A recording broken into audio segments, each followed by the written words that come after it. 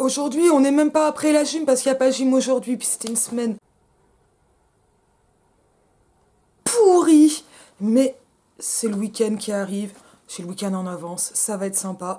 Alors on va étudier un poème super déprimant. Go.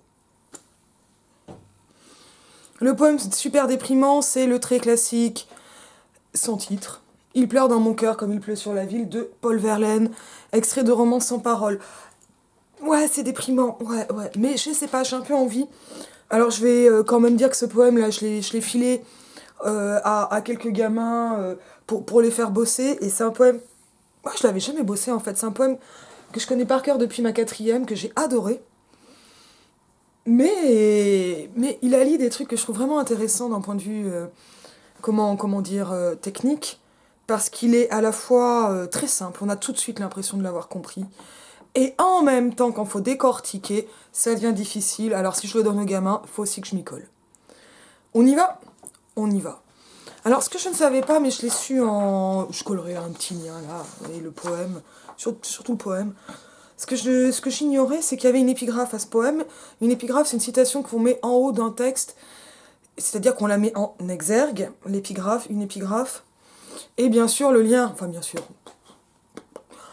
Jeannette, dans Seuil, explique que l'épigraphe est un geste muet, c'est-à-dire qu'il faut retracer le lien entre la citation et le poème. Épigraphe, il pleut doucement sur la ville, Arthur Rimbaud. Il pleure dans mon cœur comme il pleut sur la ville. Quelle est cette langueur qui pénètre mon cœur? Ô bruit doux de la pluie, par terre et sur les toits. Pour un cœur qui s'ennuie, ô le chant de la pluie. Il pleure sans raison dans ce cœur qui s'écœure. Quoi? Nulle trahison? Ce deuil est sans raison. C'est bien la pire peine, de ne savoir pourquoi, sans amour et sans haine, mon cœur a tant de peine. Alors, c'est pas simple et c'est compliqué, parce qu'on devrait dire normalement que ce poème, il appartient à ce qu'on appelle le registre pathétique, parce que ça va être triste. Ça va procurer de la tristesse, mais, et ça, une des élèves l'a très très bien remarqué, elle a dit, mais c'est mélancolique. Et oui, c'est plus mélancolique que triste, parce qu'on est plus dans la dépression que dans le chagrin. Je vais bien, hein. J'ai une grosse semaine. Et cette dépression, j'ai envie de dire ce spleen, mais on n'est pas chez Baudelaire, ça va passer par pas mal d'éléments, on va les prendre, on fait du linéaire tranquillement. Alors, le lien entre l'épigraphe et le reste du poème, bon, on peut le voir assez simplement par une proximité thématique. Il pleut doucement sur la ville, et il pleut comme il pleut sur la ville, avec cette espèce de comparaison, métaphore filée, qui va structurer une bonne partie du poème. Alors, ça c'est intéressant parce que ça donne l'impression... En fait, ça donne à cette citation de Rimbaud, sans référence, je ne sais pas d'où ça vient, si vous le savez, vous me le mettez, une portée figurée qu'il n'y a pas dans la mise en exergue. C'est-à-dire que le constat, on va dire, météorologique et urbain, devient, avec le poème, il va connaître une espèce d'amplification et ainsi connaître une forme d'universalisation par l'hypallage. L'hypallage, c'est cette figure où on va inverser deux attributs de qualité. Ouais, si, parce que si je mets mes doigts en dessous du cadre, vous ne les voyez pas, ils sont là. L'exemple classique, c'est ils allaient obscurs sous la nuit solitaire. On a inversé, ça marche très souvent avec l'espace. Il y a une inversion entre le qualificatif de la nuit et le qualificatif donc, des voyageurs, des guerriers. Ici, c'est la pluie qui va être imprégnée de tristesse. Alors ça tombe bien, la pluie c'est globalement quelque chose d'assez triste pour la plupart des gens, même si chantons sous la pluie, mais ça n'avait pas existé. Après moi, je m'escrime à leur faire démontrer, à ne pas partir du principe que la pluie est par essence triste, mais qu'on y attache ses connotations, et surtout que le poète met en place une image de la ville sous la pluie, qu'il présente dans son réseau d'images comme quelque chose de triste, mais en fait de contaminant. C'est une tristesse qui se répand. On y va, donc il pleut doucement sur la ville, avec cette espèce de douceur des sonorités, le retour des liquides, sans trouver cette espèce d'amplification et de douceur et de tristesse. Mais la tristesse, elle n'est pas là en fait, on nous parle plus de peine, de deuil. Donc non, on est au-delà de la tristesse, on est vraiment dans une souffrance plus vaste. Avec bien sûr, mais j'ai pas trop envie de commenter cette dimension biographique, bon ben Arthur Rimbaud, chez Verlaine, vous avez compris. Il pleure doucement dans mon cœur comme il pleut sur la ville. Et en fait là la phrase ne va pas s'interrompre. Alors oui, je l'ai pas dit, on a 4 quatrains, un quatrain c'est une strophe de 4 vers, avec cette espèce de mise en parallèle extrêmement difficile en fait à commenter. C'est pas pour me jeter des fleurs, hein, mais c'est que ça paraît tellement évident, ce parallélisme, qu'il est... Enfin, on sait que les évidences, on le voit avec La Fontaine par exemple, sont très très difficiles à attraper. Il pleure dans mon cœur comme il pleut sur la ville, parallèle, par la comparaison, on a un comme. Et donc là, moi je leur fais faire un petit tableau, le comparer, le comparant. On compare le cœur à la ville. Mais on compare les pleurs à la pluie. Ça, c'est évidemment favorisé par la paronomase, hein, entre pleurs et pleu, mais qui va activer aussi un réseau visuel. On pleure de l'eau verticale, il pleut de l'eau verticale. Donc les images se répondent bien, en plus des sons. Et la connotation qui est souvent rattachée de tristesse, qui est souvent rattachée à la pluie, est évidemment activée ici, plein phare. Plein phare sous la pluie, c'est trop beau comme dans les tableaux de Jeremy Mann. Et ces espèces de, voilà, ça va amener une espèce de phénomène comme ça de diffraction par ce parallélisme qui amène donc à voir mon cœur comme la ville. Mais là, c'est peut-être le moment où on a bien une marque de première personne, et donc, non pas le poète, mais le jeu poétique, mais enfin c'est quand même un peu le poète, qui va apparaître. Est-ce qu'il dit je ? Non. Et ça, c'est intéressant aussi, parce que il y a une espèce de spatialisation du cœur. On sait bien, la mention du cœur, c'est le plus souvent l'emblème du siège, des émotions, de l'amour, de l'état global. On comprend bien qu'ici, il ne s'agit pas d'une vraie pluie dans le cœur et de l'organe, mais d'un sens figuré du cœur. Et la mise en parallèle du cœur et de la ville va permettre en fait une espèce de spatialisation d'une représentation, d'une visualisation des émotions.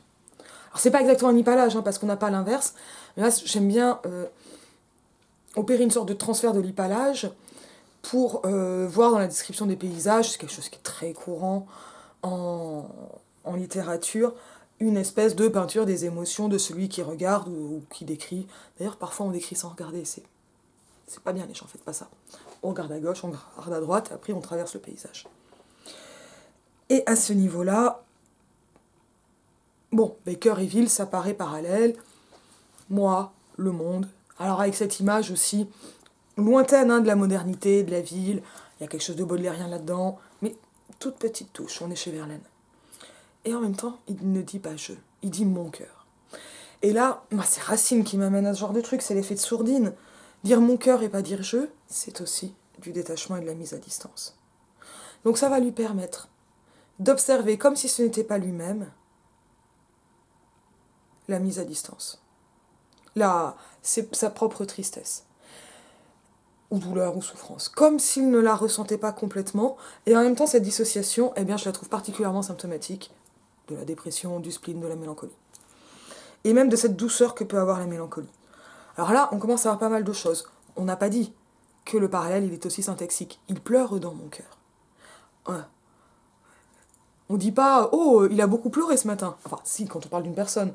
Mais on n'a pas d'emploi du pronom impersonnel pour le verbe pleurer comme on l'a pour le verbe pleuvoir. Et là, on a vraiment un écart poétique, mais qui en fait paraît tellement naturel puisque tous les autres réseaux sont activés, tous les autres rapprochements sont faits quasi immédiatement, alors qu'en fait c'est ce pronom impersonnel qui ouvre le poème. Et ça paraît ultra naturel, alors que ça l'est absolument pas. C'est complètement une faute de grammaire. C'est quand même chouette la poésie.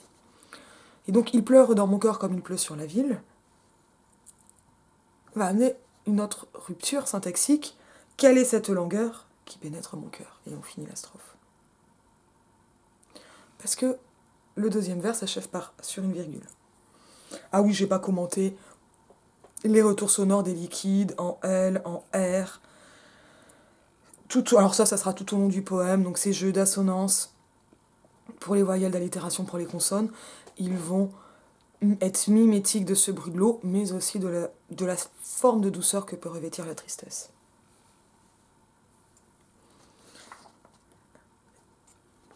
Quatre vers, on a l'habitude du sonnet. Ah mince, c'est pas des tercets à la fin, ce sont des quatrains, on en reparlera.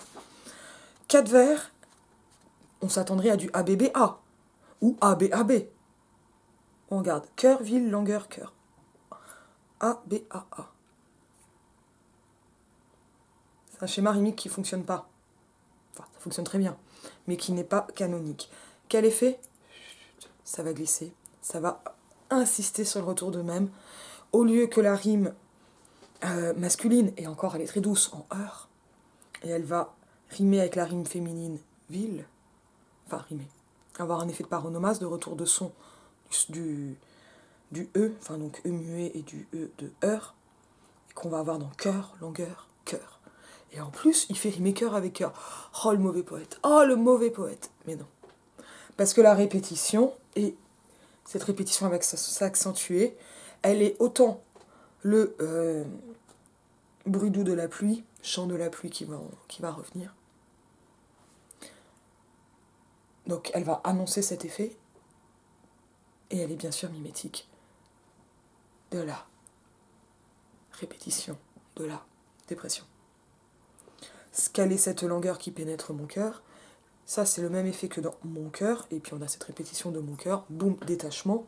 Détachement accentué par le fait qu'il se questionne sur son propre état, comme par un effet de dissociation, comme s'il n'était pas capable de s'appréhender lui-même. Et ça, wow, c'est flippant, mais c'est aussi une espèce de ressaisie d'un moi qui n'arrive pas à se dire, autrement que par mon cœur, mais voilà, comme ça, qui se dit d'un peu loin, qui va essayer de s'analyser, je sais pas, on peut dire à froid, sans savoir, sans comprendre.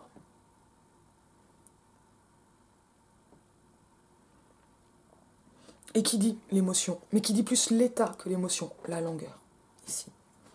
Donc on a un état émotionnel, mais qui est introduit dans le poème comme s'il s'agissait d'un état météorologique, comme la pluie, rapproché de la pluie par la comparaison, qui amène ensuite la description d'un autre état. Et cette mise à distance du moi par le groupe nominal Mon Cœur, et on n'est pas chez Anaïs là, c'est pas Mon Amour, Mon Cœur, va paraître d'autant plus éloigné que c'est l'émotion, enfin l'état de la longueur, qui est sujet du verbe. Et avec en plus cet effet de rejet, et donc il va donner l'impression avec le quatrième vers, il alourdit, il appesantit, il est mimétique lui-même de la longueur par son rythme. Deuxième strophe. Ô bruit doux de la pluie, par terre et sur les toits, pour un cœur qui s'ennuie, ô le chant de la pluie. Là, on a l'air d'être dans une forme de lyrisme pathétique ou lyrisme mélancolique, avec les apostrophes O qui encadrent le poème vers donc 5 et 8. La répétition à la rime de pluie, au vers 5 et 8 aussi. Oh, ça pourrait sembler lourd. C'est toujours la répétition. Même schéma rhythmique, puisqu'on va avoir ici un C-D-C-C, avec répétition du même mot au vers 5 et 8. Pluie. Et donc c'est comme si le paysage finalement prenait le devant par rapport au cœur et à l'état personnel, mais on vient de voir que non seulement la langueur a envahi le cœur, mais que le cœur est comparé à la ville, et donc on a l'impression qu'il pleut vraiment, alors que ça peut être juste une façon d'expliquer ce qui se passe, mais l'invocation à la pluie semble réaliser, concrétiser ce phénomène météorologique, cette pluie. Et les invocations, elles semblent assez douces, alors elles sont assez traditionnelles, on peut aussi, hein, oh, oh. Et c'est comme une espèce de distraction, comme si l'attention du jeu poétique s'attachait à cet univers extérieur et en fait à un seul détail qui est la pluie et la façon dont la pluie enveloppe, comme la langueur pénètre mon cœur. Au bruit doux de la pluie, par terre et sur les toits, pour un cœur qui s'ennuie, oh le chant de la pluie. Avec là aussi un effet d'amplification, on passe du bruit doux de la pluie, toujours les liquides, au chant de la pluie. La pluie ne chante pas. Le bruit doux reste mimétique, le chant devient lyrique, évidemment, et avec des jeux de mots. Et en même temps, on a encore une mise en parallèle, plus ténue, mais qui a été préparée par la première strophe, entre la spatialisation de la pluie, par terre et sur les toits, et le cœur lui-même, donc qui occupe les vers 6 et 7. L'espace, et à nouveau les émotions. Et le fait qu'il soit ainsi relié au cœur de la strophe prolonge la comparaison précédente. On se rappelle que l'ennui au XIXe siècle a un sens plus fort qu'au XXIe, puisque nous vivons dans un siècle de fadeur, et donc il nous faut des mots forts pour essayer d'exprimer des choses vagues et fades et insipides. Et là, on n'est même plus dans mon cœur, mais on peut remarquer à quel point le détachement se prolonge, ici, par une espèce de fausse universalisation, avec l'article indéfini un cœur, et donc le qui s'ennuie devient, semble-t-il, un présent de vérité générale, mais il peut encore être un présent d'énonciation qui parle donc du moment de cette tristesse. Évidemment, quand on écrit un poème, on ne parle pas réellement de son état émotionnel au moment où on écrit le poème. Mais on est dans la fiction de cette situation d'énonciation. Et avec, comme ça, deux exclamatives qui ont l'air de répondre, mais qui en fait ne répondent pas à la question de ce qu'est la langueur, comme si là, il y avait et un parallèle et un décrochage. Donc, quelle est cette langueur qui pénètre mon cœur ? Boum, on parle de la pluie et du moche temps. Et ce qui y répond, ce sont donc deux invocations, répétitives et symétriques en même temps, puisque la strophe a une structure en chiasme, au bruit doux, vers 5 et au le chant vers 8. Et donc on a au milieu du second quatrain, l'entrecroisement, troisième strophe. Il pleure sans raison dans ce cœur qui s'écœure, quoi, nulle trahison, ce deuil est sans raison. On regarde le schéma rimique. Alors on était à E, A, E, E. Zon, heure, zonzon. Là, c'est l'enfermement. Donc, reprise du premier vers, non pas à l'identique. On avait « il pleure dans mon cœur » et on a « il pleure sans raison ». Donc, reprise de la même structure impersonnelle qui a déjà activé tout ce réseau sémantique et visuel et syntaxique et sonore de la tristesse, et qui cherche maintenant une cause, appelée une raison. Et là, c'est la nullité ou la négation qui va triompher. Et ça, on va encore le voir à la strophe suivante. Que se passe-t-il exactement là ? Eh bien, en fait, le détachement va encore s'accentuer. On avait une espèce de pseudo-universalisation avec le déterminant, le article indéfini. Je l'ai dit, les articles sont des déterminants. Cette fois, on passe au démonstratif, ce cœur. Mais ce cœur, il est même précisé, ce cœur qui s'écœure, évidemment, on note la redondance et la paronomase, avec cette espèce de dégoût, qui, finalement, reprend un peu ce schéma où c'était la langueur qui était le sujet, donc cette langueur qui pénètre mon cœur, alors par l'intermédiaire du pronom relatif. Ici, on a toujours un pronom relatif, donc ce cœur qui pénètre, cette langueur qui pénètre, et ici, ce cœur qui s'écœure, mais ramassé dans un seul vers, pour mimer un peu quelque chose dans le cœur, et qui, en même temps,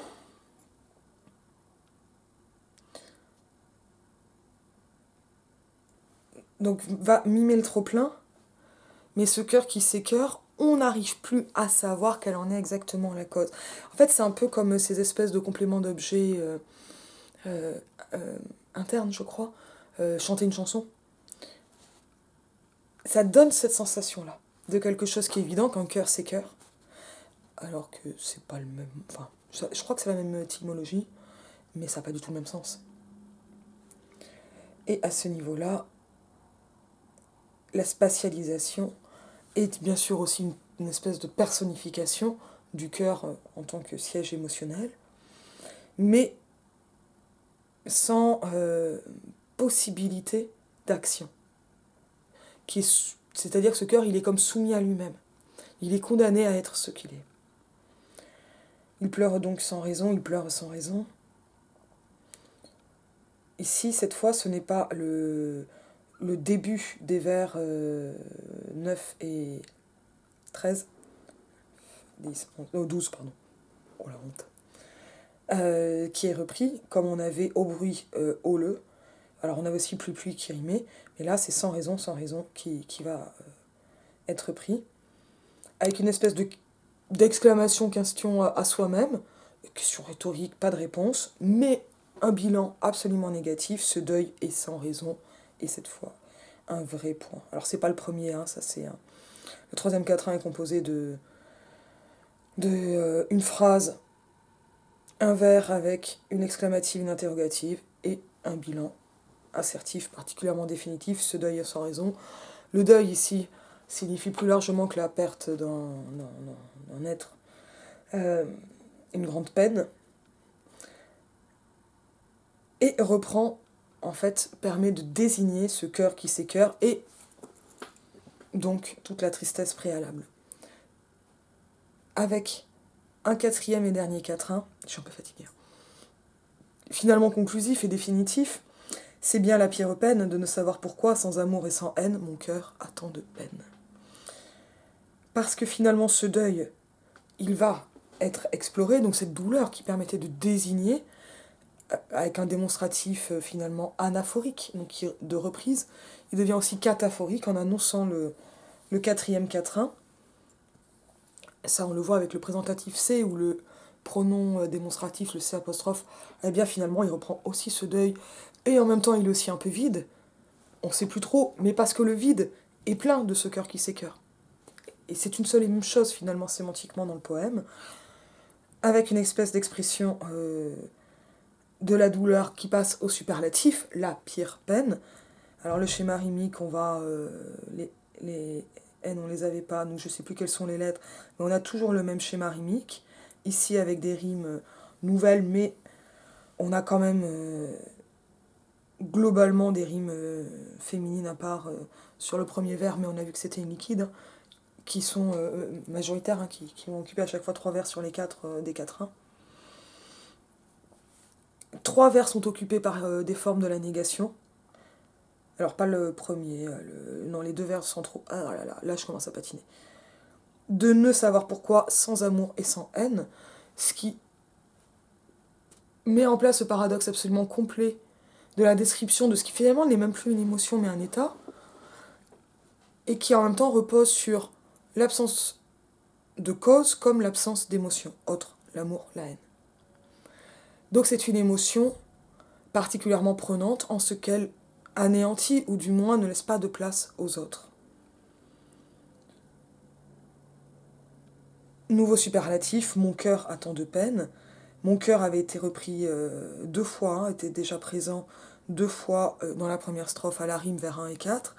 On trouvait ce cœur dans la deuxième strophe, mais là, on a, pour ce dernier vers, presque comme une pointe, avec une exclamative et l'impression d'un cri serait beaucoup dire, mais de quelque chose qui hausserait le ton. Mon cœur ouvrant cette pointe, étant ainsi personnifié, sujet du verbe, a tant de peine. Et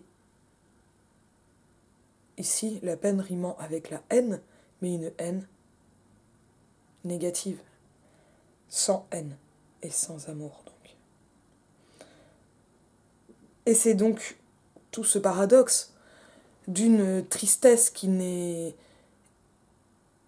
sait peut-être que se ressentir et se décrire, bien sûr que si le poème est une description, mais qui ne peut se décrire que dans l'échec de sa propre analyse et l'impossibilité de se ressaisir en tant qu'un jeu, peut-être pas poétique, non, mais en tout cas qu'un individu disant je, puisqu'on reste sur une première personne qui continue à être finalement j'allais dire le jouet de son cœur, ce serait peut-être beaucoup dire, mais qui n'existe pas face à ce cœur qui, comparé à la pluie sur la ville, occupe tout l'espace mental et spatial. Peut-être faut-il dire rapidement que c'est également avec le nom du poète que rime cette dernière strophe, hein, Verlaine, peine, ce qui est peut-être une façon, en tout cas j'ai du mal à ne pas y voir un jeu poétique, de glisser quelque chose d'autobiographique, on l'a vu avec l'épigraphe, mais surtout d'une ressaisie impossible du jeu poétique dans ce poème et qui en explique finalement la tristesse et tout comme l'impossibilité à trouver une cause à cette tristesse. Et je vous dis